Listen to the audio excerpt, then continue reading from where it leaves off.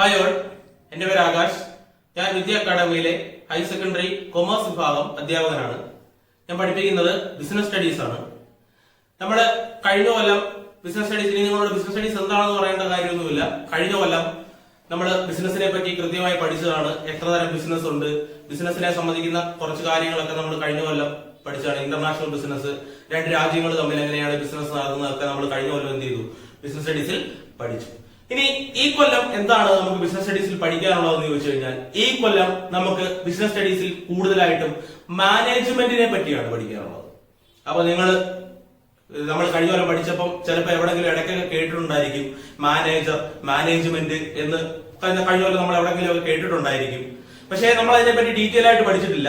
ഈ കൊല്ലം കൂടുതൽ ചാപ്റ്റേഴ്സും നമുക്ക് എന്തിനെ പറ്റിയാണ് പഠിക്കാനുള്ളത്, മാനേജ്മെന്റിനെ പറ്റിയാണ് പഠിക്കാനുള്ളത്. നമ്മൾ ആദ്യത്തെ chapter nature and significance of management എന്ന് പറയുന്ന പാഠമാണ്. അതിനുശേഷം നമ്മൾ മാനേജ്മെന്റ് പ്രിൻസിപ്പിൾസ് അങ്ങനെ ഒരു ചാപ്റ്റർ പഠിക്കും. അതിനുശേഷം മാനേജ്മെന്റിന്റെ പ്രോസസ്സായ planning, organising, staffing, directing, controlling, അത്തരത്തിലുള്ള കാര്യങ്ങളെ പറ്റി നമ്മൾ പഠിക്കും. ഫിനാൻഷ്യൽ മാനേജ്മെന്റ് എന്താണെന്ന് പഠിക്കും. മാർക്കറ്റിംഗ് മാനേജ്മെന്റ് എന്താണെന്ന് പഠിക്കും. അങ്ങനെ മാനേജ്മെന്റിനെ പറ്റി ഒരുപാട് കാര്യങ്ങൾ നമുക്ക് ഈ കൊല്ലം എന്ത് ചെയ്യാറുണ്ട്, ബിസിനസ് സ്റ്റഡീസിൽ പഠിക്കാറുണ്ട്. അപ്പൊ നമുക്ക് ആദ്യത്തെ ചാപ്റ്ററായ മാനേജ്മെന്റിന്റെ ആദ്യത്തെ ചാപ്റ്ററായ nature and significance of management എന്ന് പറയുന്ന പാഠത്തിലേക്ക് പോകാം. അപ്പൊ നമ്മൾ നേച്ചർ ആൻഡ് സിഗ്നിഫിക്കൻസ് എന്ന് പറയുന്ന ആദ്യത്തെ പാഠത്തിലേക്ക് പോകുന്നതിന് മുമ്പ് എന്താണ് മാനേജ്മെന്റ് എന്ന് നിങ്ങൾ അറിഞ്ഞിരിക്കണം. നമുക്കറിയാം, നമ്മുടെ ഇന്ത്യയിൽ ഒരുപാട് ബിസിനസ്സുകൾ പ്രവർത്തിക്കുന്നുണ്ട്. ഒരുപാട് വലിയ ബിസിനസ്സുകൾ പ്രവർത്തിക്കുന്നുണ്ട്. വലിയ മൾട്ടിനാഷണൽ കമ്പനികൾ പ്രവർത്തിക്കുന്നുണ്ട്. മൾട്ടിനാഷണൽ കമ്പനി എന്താണെന്നൊക്കെ നമ്മൾ കഴിഞ്ഞ കൊല്ലം പഠിച്ചതാണ്. നമുക്ക് എല്ലാവർക്കും അറിയാവുന്ന ഒരു കമ്പനിയെ കുറിച്ച് പറയാം. റിലയൻസ്, മുകേഷ് അംബാനിയുടെ റിലയൻസ് എന്ന് പറയുന്ന സ്ഥാപനത്തെ പറ്റി നമുക്കറിയാം. ഈ കമ്പനികളൊക്കെ ഇത്രയും നന്നായി വളർന്നു വന്ന് എങ്ങനെയാണ് ഒരു മൾട്ടിനാഷണൽ കമ്പനിയായി മാറിയതെന്ന് ചോദിച്ചു കഴിഞ്ഞാൽ, അതിലെ ഏറ്റവും പ്രധാനപ്പെട്ട കാരണം അവിടെ നല്ലൊരു മാനേജ്മെന്റ് ഉള്ളതുകൊണ്ടാണ്. ഇനി എന്താണ് മാനേജ്മെന്റ് എന്ന് ചോദിച്ചു കഴിഞ്ഞാൽ, നമ്മൾ സിമ്പിൾ ആയിട്ട് പറയും മാനേജിങ് മെൻ. അതായത് മനുഷ്യരെ എന്ത് ചെയ്യുക, കൈകാര്യം ചെയ്യുക. അതിനെയാണ് എന്ത് പറയുന്നത്, മാനേജ്മെന്റ് എന്ന് പറയുന്നത്. മനുഷ്യരെ കൈകാര്യം ചെയ്യുക എന്ന് പറഞ്ഞാൽ, ഇപ്പൊ നമുക്ക് റിലയൻസ് എന്ന് പറയുന്ന കമ്പനി എടുത്തു കഴിഞ്ഞാൽ അവിടെ ഒരു കൂട്ടം ആൾക്കാർ, കുറെ ആൾക്കാർ എന്ത് ചെയ്യുന്നുണ്ട്, വർക്ക് ചെയ്യുന്നുണ്ട്. ഇഷ്ടംപോലെ ആൾക്കാർ എന്ത് ചെയ്യുന്നുണ്ട്, എംപ്ലോയീസ് ആയിട്ട് അംബാനിയുടെ റിലയൻസ് എന്ന് പറയുന്ന കമ്പനിയിൽ എന്ത് ചെയ്യുന്നുണ്ട്, വർക്ക് ചെയ്യുന്നുണ്ട്. ഈ ആൾക്കാരെല്ലാം പല ഇടങ്ങളിൽ നിന്ന്, പല സ്ഥലത്ത് നിന്ന് വരുന്നവരാണ്. അവരെല്ലാം പല സ്വഭാവക്കാരാണ്. ഇവരെയെല്ലാം ഒരുപോലെ കമ്പനിക്ക് വേണ്ടുന്ന രീതിയിൽ, അല്ലെങ്കിൽ നമ്മുടെ ഓർഗനൈസേഷന് വേണ്ടുന്ന രീതിയിൽ ഒരുപോലെ ഏകോപിപ്പിക്കണമെങ്കിൽ, യുണൈറ്റ് ചെയ്യണമെങ്കിൽ അവിടെ മാനേജ്മെന്റ് എന്ന് പറയുന്ന ഒരു സാധനം ചെയ്യണം, വേണം. അപ്പോ മാനേജ്മെന്റ് എന്ന് പറഞ്ഞാൽ നമുക്ക് ഇങ്ങനെയും പറയാം, മനുഷ്യരെ മാത്രമല്ല, ഓർഗനൈസേഷനുള്ള എല്ലാ കാര്യങ്ങളെ, അത് മെൻ ആയിക്കോട്ടെ, മണി ആയിക്കോട്ടെ, മെറ്റീരിയൽ ആയിക്കോട്ടെ, എന്തുമായിക്കോട്ടെ, ഓർഗനൈസേഷന്റെ ലക്ഷ്യങ്ങൾ നേടിയെടുക്കാൻ വേണ്ടി ഇവരെയെല്ലാം ഏകോപിച്ച് ഒരേപോലെ കൊണ്ടുപോകുന്ന ഒരു പരിപാടി അല്ലെങ്കിൽ ഒരു പ്രവർത്തനത്തെ നമ്മൾ വിളിക്കുന്ന പേരാണെന്ന് മക്കളെ മാനേജ്മെന്റ് എന്ന് പറഞ്ഞത്. അപ്പൊ സിമ്പിൾ ആയിട്ട് നമ്മൾ മാനേജ്മെന്റ് എന്ന് പറഞ്ഞാൽ എത്രയേ ഉള്ളൂ, മാനേജിങ് മെൻ, മനുഷ്യരെ എന്ത് ചെയ്യുക, കൈകാര്യം ചെയ്യുക. പക്ഷെ ബിസിനസ്സിൽ എന്താണ് മാനേജ്മെന്റ് എന്ന് ചോദിച്ചു കഴിഞ്ഞാൽ, മനുഷ്യരെ മാത്രം കൈകാര്യം ചെയ്യുന്നതല്ല ബിസിനസ്സിലെ മാനേജ്മെന്റ് എന്ന് പറയുന്നത്. ബിസിനസ്സിലുള്ള മെൻ, മണി, മെറ്റീരിയൽ എന്തുമായിക്കോട്ടെ, ഇതിനെയെല്ലാം ഒരുപോലെ ഒരു ഗോളിന് വേണ്ടി, അതായത് ഓർഗനൈസേഷന്റെ ലക്ഷ്യത്തിന് വേണ്ടി ഒരുപോലെ ഏകോപിപ്പിക്കുന്ന പരിപാടിയാണ്, അല്ലെങ്കിൽ ഒരേപോലെ കൊണ്ടുപോകുന്ന ഒരു പ്രവർത്തനമാണ് നമുക്ക് എന്തെന്ന് പറയാം, മാനേജ്മെന്റ് എന്ന് പറയാം. ഇനി നമുക്ക് മാനേജ്മെന്റിന്റെ മീനിങ് എന്താണെന്ന് നോക്കാം. അപ്പോ നമ്മൾ മാനേജ്മെന്റിന്റെ മീനിങ്ങിലേക്ക് കടക്കുന്നതിന് മുമ്പ് നമ്മൾ പ്രധാനമായിട്ടും രണ്ട് ടേമുകളെ പറ്റി അറിഞ്ഞിരിക്കണം. ഒന്ന് എഫക്റ്റീവ്നെസ്സും മറ്റൊന്ന് എഫിഷ്യൻസിയും. എന്താണ് എഫക്റ്റീവ്നെസ്സും എഫിഷ്യൻസിയും? മലയാളത്തിൽ പറഞ്ഞാൽ എഫക്റ്റീവ്നെസ് എന്ന് പറഞ്ഞാൽ ഫലപ്രാപ്തി എന്ന് പറയും, എഫിഷ്യൻസി എന്ന് പറഞ്ഞാൽ കാര്യക്ഷമത എന്ന് പറയും. ഒന്നുമില്ല, നമ്മൾ പറയുന്നു ഒരു മാനേജ്മെന്റ് എന്ന് പറഞ്ഞാൽ ഈ രണ്ട് കാര്യവും ഉള്ളതായിരിക്കണം. അതായത് ഒരു മാനേജ്മെന്റ് എന്ന് പറഞ്ഞാൽ അവർക്ക് എഫക്റ്റീവ്നെസ്സും ഉണ്ടായിരിക്കണം, എഫിഷ്യൻസിയും ഉണ്ടായിരിക്കണം. നമ്മുടെ ഓർഗനൈസേഷനിലുള്ള ആളുകളെയും പണത്തെയും മെഷീനെയും എല്ലാം ഏകോപിപ്പിക്കുന്ന പരിപാടി, പ്രവർത്തനത്തെ പറയുന്ന പേരാണല്ലോ മാനേജ്മെന്റ് എന്ന് പറയുന്നത്. ആ പ്രവർത്തനം നടത്തുന്ന ആളെ നമ്മൾ എന്ത് വിളിക്കും, മാനേജ്മെന്റ് എന്ന് പറയുന്ന പ്രവർത്തനം നടത്തുന്ന ആളെ നമ്മൾ എന്ത് വിളിക്കും? മാനേജർ എന്ന് വിളിക്കും, അല്ലയോ? നമ്മൾ എന്ത് വിളിക്കും? മാനേജർ എന്ന് വിളിക്കും, അല്ലയോ? അപ്പൊ ഒരു മാനേജർക്ക് ഉറപ്പായിട്ട് എന്തുണ്ടായിരിക്കണം മക്കളെ? എഫക്റ്റീവ്നെസ്സും എഫിഷ്യൻസിയും ഉള്ള ഒരാളായിരിക്കണം മാനേജർ എന്ന് പറഞ്ഞാൽ. ഒരു ഉദാഹരണത്തിലൂടെ നമുക്ക് നോക്കാം. നമ്മുടെ ഓർഗനൈസേഷൻ എന്ന് പറഞ്ഞാൽ, നമ്മുടെ കമ്പനി എന്ന് പറഞ്ഞു കഴിഞ്ഞാൽ ഒരു പ്രോഡക്റ്റ് ഉണ്ടാക്കുന്ന കമ്പനിയാണ് എന്ന് ചിന്തിക്കുക. എന്തെങ്കിലും ഒരു പ്രോഡക്റ്റ് ഉണ്ടാക്കുന്നത്, എക്സാമ്പിൾ ബൈക്ക് ഉണ്ടാക്കുന്ന കമ്പനിയാണ് നമ്മുടെ എന്ന് വിചാരിക്കുന്നത്. അപ്പൊ നമ്മുടെ കമ്പനിയുടെ ലക്ഷ്യം എന്ന് പറഞ്ഞാൽ ഒരു വർഷം 1000 ബൈക്ക് ഉണ്ടാക്കണം. ഒരു വർഷം 1000 ബൈക്ക് ഉണ്ടാക്കണം. നമ്മുടെ കയ്യില് ആ ബൈക്ക് ഉണ്ടാക്കാനുള്ള സാധനങ്ങൾ, അതിനെ നമ്മൾ എന്ത് വിളിക്കും? ഇൻപുട്ട് എന്ന് വിളിക്കും, അല്ലയോ? നമ്മൾ അസംസ്കൃത വസ്തുക്കൾ എന്ന് പറയത്തില്ല, റോ മെറ്റീരിയൽസ് എന്ന് പറയത്തില്ലയോ? ആ റോ മെറ്റീരിയൽസ് നമ്മുടെ കയ്യിൽ എത്ര ഉണ്ട്? നമ്മുടെ കയ്യിൽ എത്ര ഉണ്ട്? നമുക്ക് അനുവദിച്ച് കിട്ടിയേക്കുന്ന റോ മെറ്റീരിയൽസ് 500 ഉള്ളൂ. നമുക്ക് അനുവദിച്ച് കിട്ടിയിരിക്കുന്ന റോ മെറ്റീരിയൽസ് എത്രയേ ഉള്ളൂ? 500 ഉള്ളൂ. അപ്പൊ 500 റോ മെറ്റീരിയൽസ് ഉപയോഗിച്ച് നമ്മൾ എത്ര ബൈക്ക് ഉണ്ടാക്കണം? 1000 ബൈക്ക് ഉണ്ടാക്കണം. അതാണ് നമ്മുടെ ഓർഗനൈസേഷന്റെ ലക്ഷ്യം. എന്നാൽ കമ്പനിയിലെ മാനേജർ 1000 ബൈക്കുകൾ ഈ വർഷം പ്രൊഡ്യൂസ് ചെയ്തു. 1000 ബൈക്കുകൾ എന്ത് ചെയ്തു? ഉണ്ടാക്കി. പക്ഷെ 1000 ബൈക്ക് ഉണ്ടാക്കി വന്നപ്പോ 600 റോ മെറ്റീരിയൽസ് എന്ത് ചെയ്യേണ്ടി വന്നു? ഉപയോഗിക്കേണ്ടി വന്നു. ഈ കേസിൽ ശ്രദ്ധിക്കുക, നമ്മുടെ ഓർഗനൈസേഷനിൽ ബൈക്ക് ഉണ്ടാക്കുന്ന കമ്പനിയാണ്, 1000 ബൈക്ക് ഉണ്ടാക്കണം, റോ മെറ്റീരിയൽസ് 500 ഉള്ളൂ. അപ്പൊ ഈ കൊല്ലം അവിടുത്തെ മാനേജർക്ക് എന്ത് കഴിഞ്ഞു, അല്ലെങ്കിൽ മാനേജ്മെന്റിന് എന്ത് കഴിഞ്ഞു? 1000 ബൈക്ക് ഉണ്ടാക്കാൻ സാധിച്ചു. പക്ഷെ എത്ര റോ മെറ്റീരിയൽസ് വേണ്ടി വന്നു? 600 റോ മെറ്റീരിയൽസ് വേണ്ടി വന്നു. അപ്പം ഇവിടെ നമ്മൾ ശ്രദ്ധിക്കുകയാണെങ്കിൽ ഇവിടെ എന്തുണ്ട്? എഫക്റ്റീവ്നെസ് ഉണ്ട്, ഫലപ്രാപ്തി ഉണ്ട്. നമ്മൾ അവിടെ ലക്ഷ്യം നേടി കഴിഞ്ഞു, ഫലപ്രാപ്തി ഉണ്ട്. പക്ഷെ എന്തില്ല? കാര്യക്ഷമത ഇല്ല. എന്തില്ല? കാര്യക്ഷമത ഇല്ല.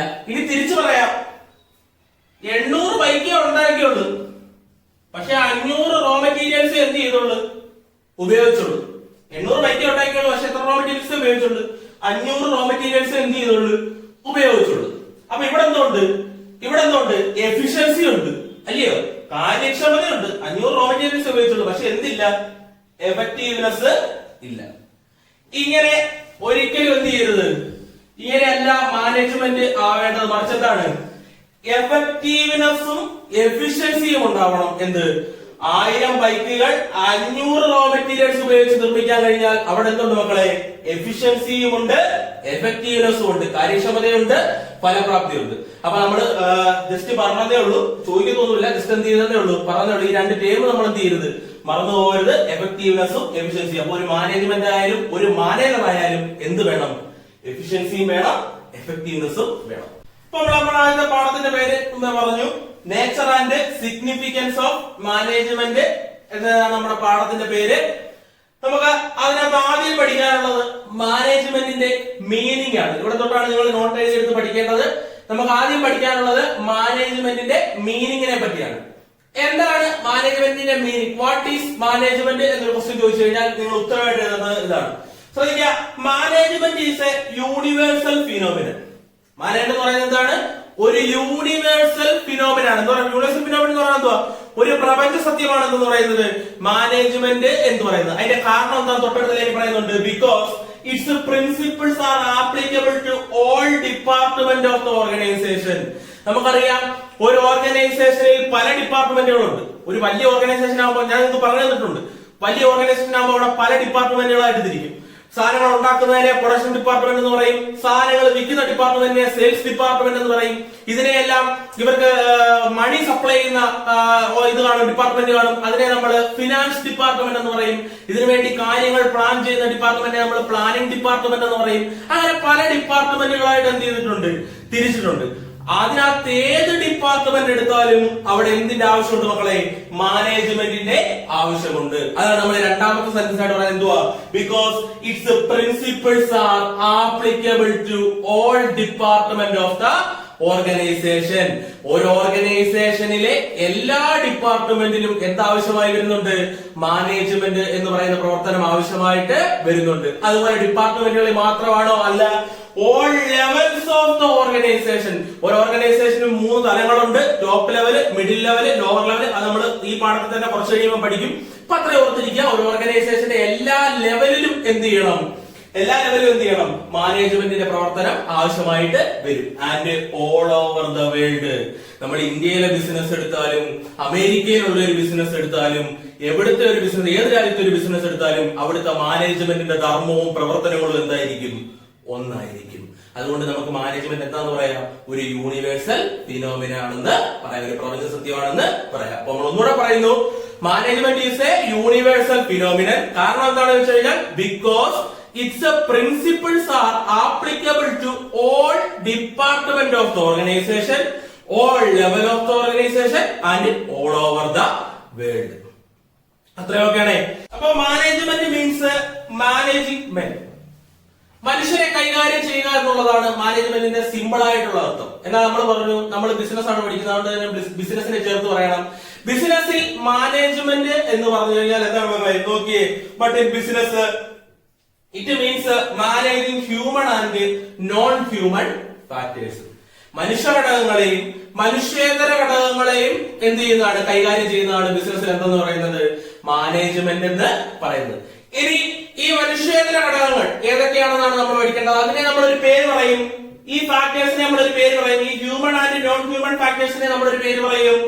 ഇൻപുട്ട് അല്ലെങ്കിൽ റിസോഴ്സ്, വിഭവങ്ങൾ എന്ന് പറയും. ഇൻപുട്ട് അല്ലെങ്കിൽ റിസോഴ്സ്, വിഭവങ്ങൾ എന്ന് പറയും. ഇനി എന്തൊക്കെയാണ് ഈ വിഭവങ്ങൾ, അല്ലെങ്കിൽ ഏതൊക്കെയാണ് മാനേജ്മെന്റ് ബിസിനസ്സിൽ കൈകാര്യം ചെയ്യുന്ന വിഭവങ്ങൾ ഏതൊക്കെയാണെന്ന് ചോദിച്ചു കഴിഞ്ഞാൽ അത് മെൻ, മെറ്റീരിയൽ, മെഷീൻ, മെത്തേഡ്, മണി. എന്തൊക്കെയാണ്? മെൻ, മെറ്റീരിയൽ, മെഷീൻ, മെത്തേഡ്, മണി. ഈ അഞ്ച് കാര്യങ്ങളെയാണ് പ്രധാനമായിട്ടും മാനേജ്മെന്റ് എന്ത് ചെയ്യുന്നത്? ഒരു ബിസിനസ്സിൽ എന്ത് ചെയ്യുന്നത്? കൈകാര്യം ചെയ്യുന്നത്. അതുകൊണ്ട് തന്നെ ഈ അഞ്ചെണ്ണവും എം വെച്ച് തുടങ്ങുന്നത് എന്തൊക്കെയാ? മെൻ, മെറ്റീരിയൽ, മെഷീൻ, മെത്തേഡ്, മണി. അതുകൊണ്ട് ഇതിനെ ഈ അഞ്ച് കാര്യങ്ങളെ നമ്മൾ മാനേജ്മെന്റിൽ അല്ലെങ്കിൽ എന്ത് പറയും? 5 M's of മാനേജ്മെന്റ്. മാനേജ്മെന്റിന്റെ 5 M എന്ന് നമുക്ക് എന്ത് ചെയ്യാം? പറയാം. 5 M's of മാനേജ്മെന്റ് എന്ന് പറയാം. അപ്പൊ ഒന്നുകൂടെ ശ്രദ്ധിക്കുക, ഇത്രയേ ഉള്ളൂ മാനേജ്മെന്റിന്റെ മീനിങ്. നമ്മൾ ആദ്യം പറയുന്നു മാനേജ്മെന്റ് എന്ന് പറയുന്നത് ഒരു പ്രപഞ്ച സത്യമാണ്. Management is A universal phenomenon. എന്തുകൊണ്ടാണ് എന്ന് ചോദിച്ചു കഴിഞ്ഞാൽ ഓരോ ഓർഗനൈസേഷന്റെ എല്ലാ ലെവലിലും എല്ലാ ഡിപ്പാർട്ട്മെന്റിലും ഈ ലോകത്ത് തന്നെ മാനേജ്മെന്റ് എന്താണ്? ഒരുപോലെയാണ്, അല്ലെങ്കിൽ ഒരുപോലെ ആവശ്യം ഉള്ളതാണ്. അപ്പൊ നമ്മൾ എന്ത് പറയും? Because it's principles are applicable to all department of the organisation, all level of the organisation and all over the world. നമ്മൾ മാനേജ്മെന്റ് മീനിങ്ങിലോട്ട് വരികയാണ്.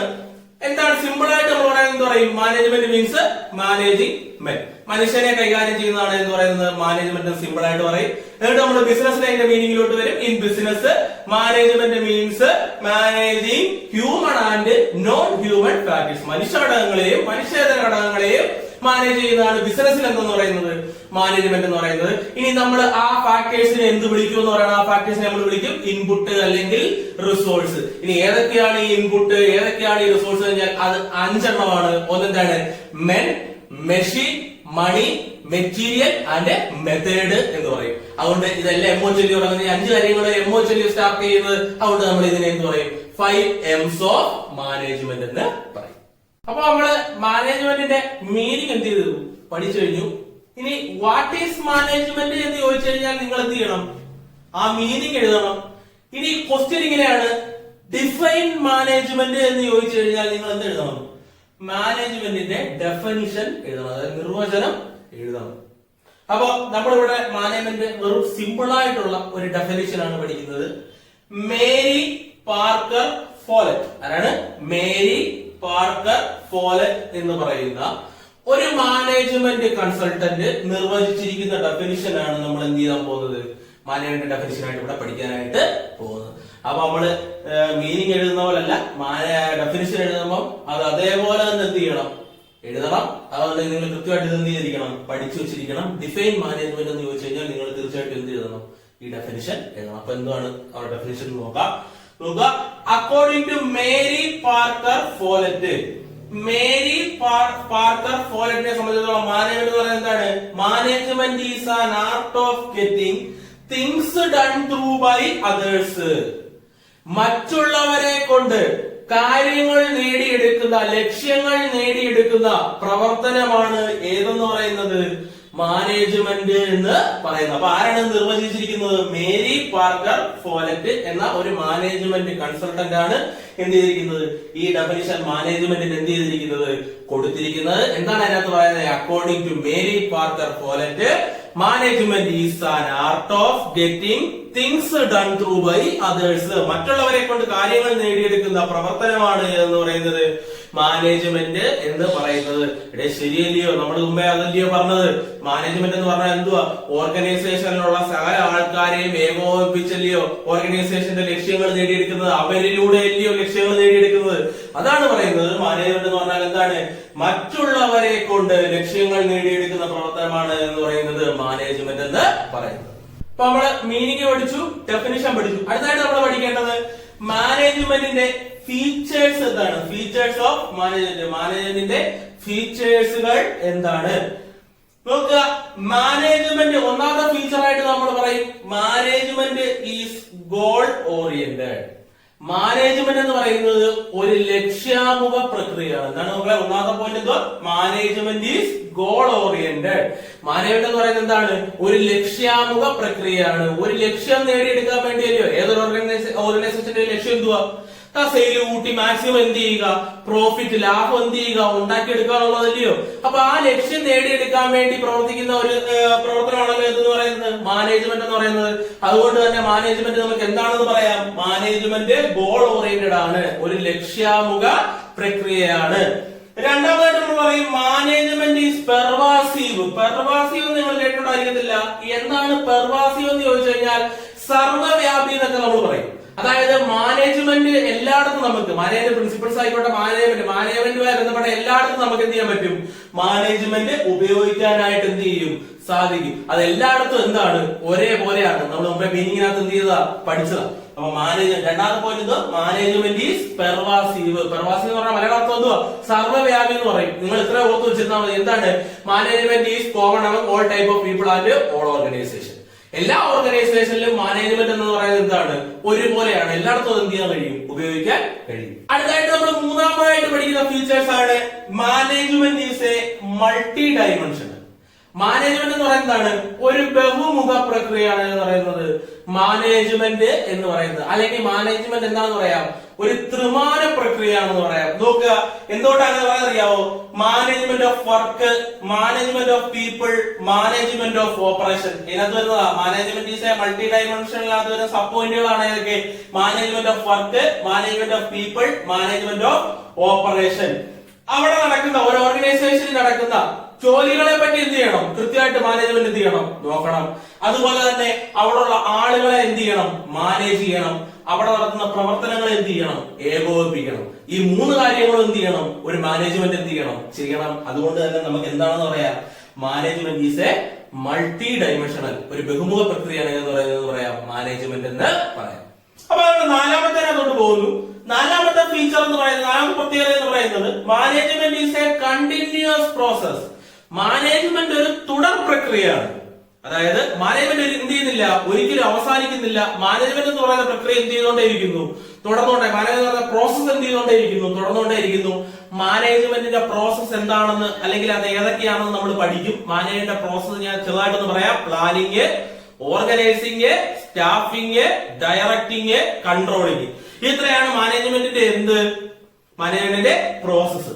അപ്പൊ ഈ ആദ്യം നമ്മൾ പ്ലാൻ ചെയ്യുന്നു, അതിനനുസരിച്ച് ഓർഗനൈസ് ചെയ്യുന്നു, അതിനനുസരിച്ച് കൺട്രോൾ ചെയ്യുന്നു. അങ്ങനെ ഇത് എന്ത് ചെയ്തോണ്ടേയിരിക്കും? ഇങ്ങനെ കറങ്ങിക്കൊണ്ടേയിരിക്കും. അതുകൊണ്ട് എന്താണെന്ന് പറയാം? നമുക്ക് മാനേജ്മെന്റ് ഒരു കണ്ടിന്യൂസ് പ്രോസസ് ആണെന്ന് പറയാം. മാനേജ്മെന്റ് പ്രോസസ് ഏതാണെന്ന് നമ്മൾ പിന്നീട് പഠിക്കും. അപ്പൊ നമുക്ക് കൃത്യമായിട്ട് മനസ്സിലാവും. ഇപ്പൊ എന്താണെന്ന് പഠിച്ചു വെക്കുക? മാനേജ്മെന്റ് ഒരു കണ്ടിന്യൂസ്, ഒരു തുടർ പ്രക്രിയയാണെന്ന് എന്ത് ചെയ്യുക? പഠിച്ചു വെക്കുക. അടുത്ത നോക്കുക, management is A group activity. ഒരു കൂട്ടം ആൾക്കാർ ചേർന്ന് പ്രവർത്തിക്കുന്നതാണ് എന്തെന്ന് പറയുന്നത്? മാനേജ്മെന്റ് എന്ന് പറയുന്നത്, അല്ലയോ? ഒരു കൂട്ടം ആൾക്കാരെ കൊണ്ട് കാര്യങ്ങൾ നേടിയെടുക്കുന്നതാണല്ലോ എന്തെന്ന് പറയുന്നത് മാനേജ്മെന്റ് എന്ന് പറയുന്നത്. അപ്പൊ എന്താണെന്ന് പറയാം? മാനേജ്മെന്റ് എന്താണെന്ന് പറയാം? ഒരു ഗ്രൂപ്പ് ആക്ടിവിറ്റി ആണെന്ന് പറയാം. അപ്പൊ നമ്മൾ അടുത്ത പോയിന്റ് ആയിട്ട് പറയുന്നു management is A dynamic function. Management എന്ന് പറയുന്നത് എന്താണ്? ഒരു ഡൈനാമിക് ഫംഗ്ഷൻ ആണ്. എന്ന് പറയുന്നത് ഒരു ചലനാത്മക പ്രക്രിയയാണ് എന്ന് പറയുന്നത് മാനേജ്മെന്റ് എന്ന് പറയുന്നത്. എന്താണ് ഈ ചലനാത്മക പ്രക്രിയ എന്ന് വെച്ചാൽ ഇതിന്റെ എക്സ്പ്ലനേഷൻ ആയിട്ട് നമ്മൾ പഠിക്കും. അതായത് നമ്മുടെ എൻവയോൺമെന്റ് ഓരോ ദിവസവും, നമ്മുടെ പരിസ്ഥിതി ഓരോ ദിവസവും എന്ത് ചെയ്തുകൊണ്ടിരിക്കുകയാണ്? മാറിക്കൊണ്ടിരിക്കുകയാണ്, അല്ലയോ? ഗവൺമെന്റ് ടാക്സ് കൂട്ടും, ടാക്സ് കുറയ്ക്കും. അങ്ങനെ പല കാര്യങ്ങളും നമ്മുടെ ബിസിനസിനെ എന്ത് ചെയ്യാറുണ്ട്, ബാധിക്കാറുണ്ട്. അപ്പൊ അങ്ങനെ ബാധിക്കുമ്പോ അതിനനുസരിച്ച് മാനേജ്മെന്റിന് എന്ത് ചെയ്യാൻ കഴിയും മക്കളെ, അതിനനുസരിച്ച് മാറാനായിട്ട് സാധിക്കും. അപ്പൊ നമ്മുടെ പരിസ്ഥിതി മാറുന്നതിനനുസരിച്ച് മാനേജ്മെന്റിന് എന്ത് ചെയ്യാൻ പറ്റും, അതിനോടനുബന്ധിച്ച് മാറാനായിട്ട് സാധിക്കും. ഇപ്പൊ നമ്മൾ നേരിട്ടുകൊണ്ടിരിക്കുന്ന ഒരു പ്രശ്നമാണ് കൊറോണ, അല്ലയോ? കൊറോണ വന്നപ്പോ നമ്മുടെ രാജ്യത്തെ എല്ലാ ബിസിനസ് സംരംഭങ്ങളും പൂട്ടിപ്പോയോ? ഇല്ല. കാരണം എന്താ, അതിന്റെ മാനേജ്മെന്റ് എന്ത് ചെയ്തു, അതിനനുസരിച്ച് എന്ത് ചെയ്തു, അവരുടെ ലക്ഷ്യങ്ങൾ മാറി, അതിനനുസരിച്ച് എന്ത് ചെയ്തു, അവര് മാറി. അതുകൊണ്ട് എന്ത് ചെയ്യുന്നു, ബിസിനസ് സംരംഭങ്ങൾ ഇപ്പോഴും എന്ത് ചെയ്യുന്നു, നിലനിൽ എന്ത് ചെയ്യുന്നു, പോകുന്നു. അതുകൊണ്ടാണ് പറയുന്നത് മാനേജ്മെന്റ് എന്താന്ന് പറയുന്നത് ഒരു ഡൈനാമിക് ഫംഗ്ഷൻ ആണ് എന്നെന്ത് ചെയ്യുന്നത് പറയുന്നു. ലാസ്റ്റ് പോയിന്റ് ആയിട്ട് നമ്മൾ പറയുന്നു management is an intangible force. എന്തോ ടാഞ്ചിബിൾ ഫോഴ്സ് നമ്മൾ പഠിച്ചിട്ടുണ്ട്. ടാഞ്ചിബിൾ ഗുഡ്സ് ഒക്കെ ഇൻടാഞ്ചിബിൾ ഗുഡ്സ് ഒക്കെ നമ്മൾ പ്ലസ് വണ്ണിൽ പഠിച്ചിട്ടുണ്ട്. എന്തോ ടാഞ്ചിബിൾ ഗുഡ്സ്, നമ്മൾ തൊട്ട് നോക്കാൻ നമുക്ക് കാണാൻ കഴിയുന്നതിനെയാണ് നമ്മൾ എന്ത് പറയുന്നത്, ടാഞ്ചിബിൾ ഗുഡ്സ് എന്ന് പറയുന്നത്, അല്ലയോ? നമുക്ക് കാണാൻ കഴിയുന്ന സാധനങ്ങളല്ലേ നമ്മൾ ടാഞ്ചിബിൾ ഗുഡ്സ് എന്ന് പറയുന്നത്. അപ്പൊ നോക്കുക, ടാഞ്ചിബിൾ എന്ന് പറഞ്ഞാൽ ടാഞ്ചിബിൾ ഫോഴ്സ് എന്ന് പറഞ്ഞാൽ എന്തുമായിരിക്കും, കാണാൻ കഴിയുന്ന. അപ്പൊ ഇൻടാഞ്ചിബിൾ എന്ന് പറഞ്ഞാൽ എന്തുമായിരിക്കും, കാണാൻ കഴിയാത്ത. നമുക്ക് കാണാൻ കഴിയാത്ത ഒരു പ്രക്രിയയാണ് എന്ന് പറയുന്നത് മക്കളെ മാനേജ്മെന്റ് എന്ന് പറയുന്നത്. പക്ഷെ നമുക്കത് ഫീൽ ചെയ്യാൻ പറ്റും. എങ്ങനെയാ, ഒരു ഓർഗനൈസേഷൻ അതിന്റെ ലക്ഷ്യങ്ങൾ നേടിയെടുക്കുമ്പോൾ അവിടെ മാനേജ്മെന്റ് ഉണ്ടെന്ന് നമുക്ക് മനസ്സിലാക്കാൻ സാധിക്കും. എല്ലാവരും ഒരേപോലെയാണ് പ്രവർത്തിക്കുന്നതെങ്കിൽ അവിടെ മാനേജ്മെന്റ് ഉണ്ടെന്ന് നമുക്ക് മനസ്സിലാക്കാൻ സാധിക്കും, അല്ലയോ? കാണാൻ പറ്റത്തില്ലെന്നേ ഉള്ളൂ, പക്ഷെ എന്ത് ചെയ്യാൻ പറ്റും, ഫീൽ ചെയ്യാനായിട്ട് പറ്റും. അപ്പൊ നമുക്ക് എന്ത് പറയാം, മാനേജ്മെന്റ് ഒരു ഇൻടാഞ്ചിബിൾ ഫോഴ്സ് ആണ്, കാണാൻ കഴിയാത്ത ഒരു ഫോഴ്സ് ആണ് എന്തെന്ന് പറയാം, മാനേജ്മെന്റ് എന്ന് പറയാം. അപ്പൊ ഇത്രയാണ് മാനേജ്മെന്റിന്റെ എന്ത് ഫീച്ചേഴ്സ്. ഒന്നുകൂടെ പറയുന്നു, മാനേജ്മെന്റിന്റെ ഫീച്ചേഴ്സ് എന്താണെന്ന് എളുപ്പത്തിൽ ഒന്നുകൂടെ പറയുന്നു. Management is goal oriented. Management എന്ന് പറയുന്നത് എന്താണ്, ഒരു ലക്ഷ്യാഭിമുഖ പ്രക്രിയയാണ്. അടുത്ത എന്താണ്, മാനേജ്മെന്റ് ഈസ് പെർവാസീവ്. മാനേജ്മെന്റ് പറയുന്നതാണ് സർവ്വവ്യാപിയാണ്. Management is a multi dimensional, ബഹുമുഖ പ്രക്രിയയാണ് മാനേജ്മെന്റ് എന്ന് പറയുന്നത്. അതിനകത്ത് എന്തൊക്കെയാണ് വരുന്നത്, management of work, management of people, management of operation. അതിനുശേഷം നമ്മൾ പറയും മാനേജ്മെന്റ് എന്ന് പറയുന്നത് എന്താണ്, ഒരു കണ്ടിന്യൂസ് പ്രോസസ് ആണ് മാനേജ്മെന്റ് എന്ന് പറയുന്നത്. മാനേജ്മെന്റ് എന്ന് പറയുന്നതാണ് ഒരു ഗ്രൂപ്പ് ആക്ടിവിറ്റി ആണ്. മാനേജ്മെന്റ് എന്ന് പറയുന്നത് ഒരു ഡൈനാമിക് ഫംഗ്ഷൻ ആണ്. മാനേജ്മെന്റ് എന്ന് പറയുന്നത് എന്താണ്, ഒരു ഇൻടാഞ്ചിബിൾ ഫോഴ്സ് ആണ്. അപ്പൊ ഈ കാര്യങ്ങൾക്കെല്ലാം എന്തുണ്ട്, എക്സ്പ്ലനേഷൻസ് ഉണ്ട്. അത് നമ്മൾ അടുത്ത ക്ലാസ്സിൽ എന്ത് ചെയ്യും, ഒന്നും കൂടെ എന്ത് ചെയ്യും, പഠിക്കും. അപ്പോ നമ്മള് നേച്ചർ ആൻഡ് സിഗ്നിഫിക്കൻസ് എന്ന് പറയുന്ന ബിസിനസ്സിൽ ഒന്നാമത്തെ ചാപ്റ്റർ തുടങ്ങി വെച്ചതേ ഉള്ളൂ.